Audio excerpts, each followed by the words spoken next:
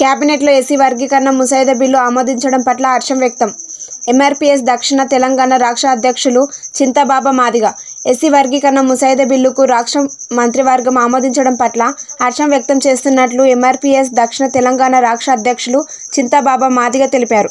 శుక్రవారం సూర్యాపేట జిల్లా కోదాడ పట్టణంలోని ఆయన కార్యాలయంలో మాట్లాడారు. సుప్రీంకోర్టు తీర్పుకు అనుకూలంగా మాదిగల 30 ఏళ్ల నాటి చిరకాల కోరికలు ఆయన ఏబీసీ వర్గీకరణ రాష్ట్రంలో ఉన్న కాంగ్రెస్ ప్రభుత్వం మంత్రి దామోదర రాజనరసింహ సూచనల మేరకు అమలు చేసినందుకు మాదిగల పక్షాన ప్రభుత్వానికి కృతజ్ఞతలు తెలిపారు. కాంగ్రెస్ పార్టీకి మాదిగలు ఎల్లవేళలా అండగా ఉంటామన్నారు. అదేవిధంగా మాల ఉపకులానికి చెందిన నేతగాని వెంకటేష్ మంత్రి దామోదర రాజనరసింహపై చేసిన అనుచిత వ్యాఖ్యలను ఖండిస్తున్నామని వెంకటేష్ తక్షణమే మంత్రికి బహిరంగ క్షమాపణ చెప్పాలని డిమాండ్ చేశారు.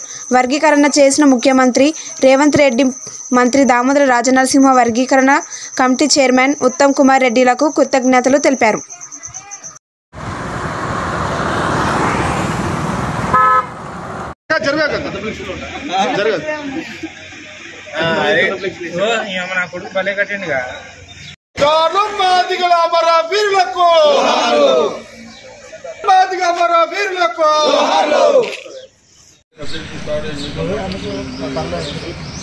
ఎస్సీల వర్గీకరణ అమలుకై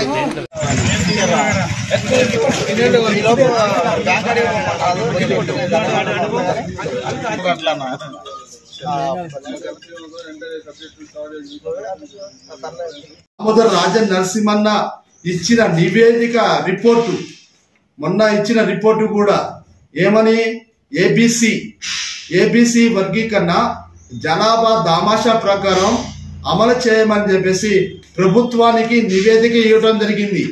ఏబీసీ అంటే జనరల్ గా 3 గ్రూపులు విభజించారు రాష్ట్ర ప్రభుత్వం. షమీరా అఖ్తర్ గారు ఇచ్చిన రిపోర్టు ప్రకారం ఆనాడు చంద్రబాబు నాయుడు ఉన్నప్పుడు ఏబీసీలు ఉన్నాయి, తప్పు లేదు. కానీ ఉమ్మడి రాష్ట్రం ఉన్నప్పుడు రెల్లి కులస్తులు, పాకి వాళ్ళు జనాభా దామాషా ప్రకారం డి గ్రూప్ లో చేర్చారు. మరి తెలంగాణ రాష్ట్రంలోని రెల్లి వాళ్ళు లేరు, పాకి వాళ్ళు లేరు. అరే మూర్ఖుడు ఎవరా అంటే వెంకటేష్, నువ్వే మూర్ఖుడివి. నీకు సిగ్గుందా? ఒక్కసారి నువ్వు ఎంపీపీ అయినావు. ఈనాడు మాదిగలు నా ఏమంటున్నారు, మందకిష్ట నా ఏమంటున్నారు అని చెప్పేసి చెప్పుకోవటం కాదు వెంకటేష్. ఇప్పటికైనా సరే నోరు అదుపులో పెట్టుకో, లేకపోతే మాదిగలు చాలా వ్యతిరేకిస్తారు.